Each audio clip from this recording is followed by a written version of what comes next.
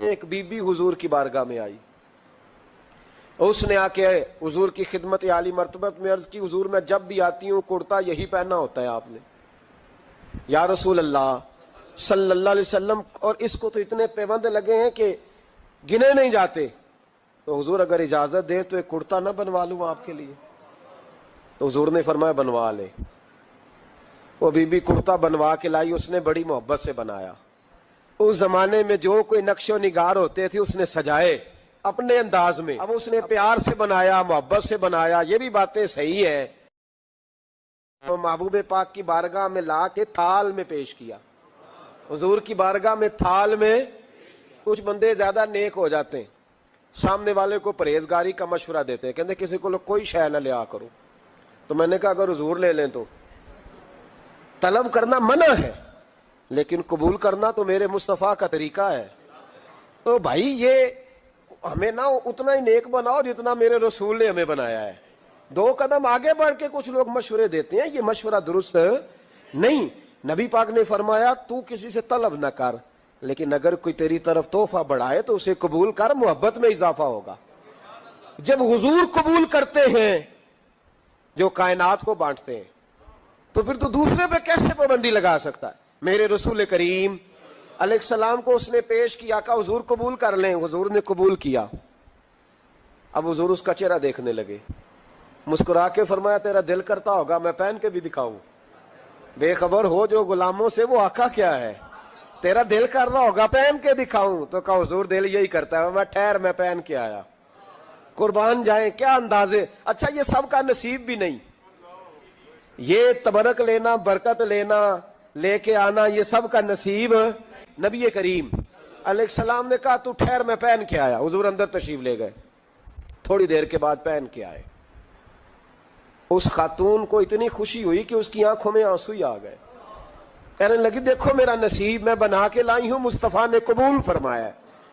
बड़ी राजी हुई, चली गई।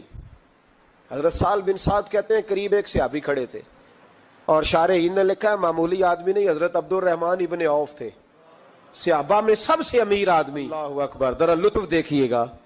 कहते हैं वो करीब खड़े थे, जब हुजूर ने पहना ना तो तारीफें करने लगे, कहने लगे सोनिया कमाल ही हो गई है, महबूब क्या बात है। हुजूर उसके बनाने की मोहब्बत की भी क्या ही बात है, पर जो अल्लाह ने रंग रूप आपको अता फरमाया उसकी भी क्या ही बात है।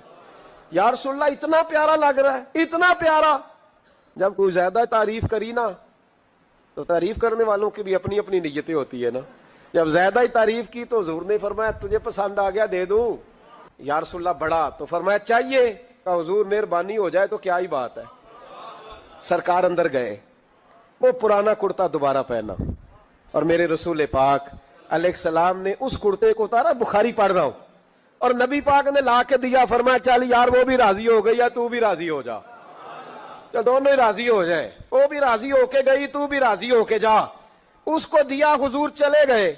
सहाबा बाद में उस सहाबी के पीछे कहने लगे यार तू तगड़ा बंदा है, तुझे जरूरत ही नहीं थी। और हुजूर अलैहिस्सलाम ने बड़ी मुश्किल से कबूल किया।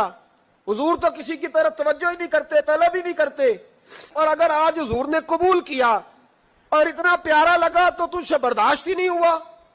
किस तरह का आदमी है तू। जब लोग उसके गिर्द इकट्ठे हुए तो हजरत अब्दुल रहमान इब्ने औफ की आंखों में आंसू आ गए।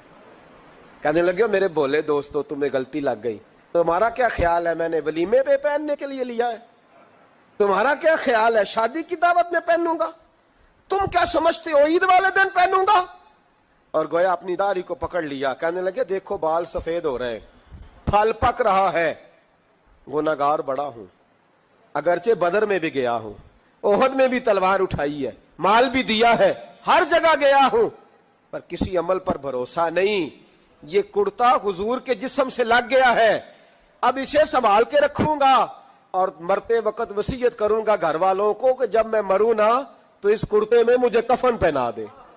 मुझे उम्मीद है जब हुजूर का कुर्ता पहन के कब्र में जाऊंगा तो रब के फरिश्ते मुझ पर अजाब नहीं देंगे, बल्कि बगैर हिसाब किताब जन्नत अता फरमा देंगे।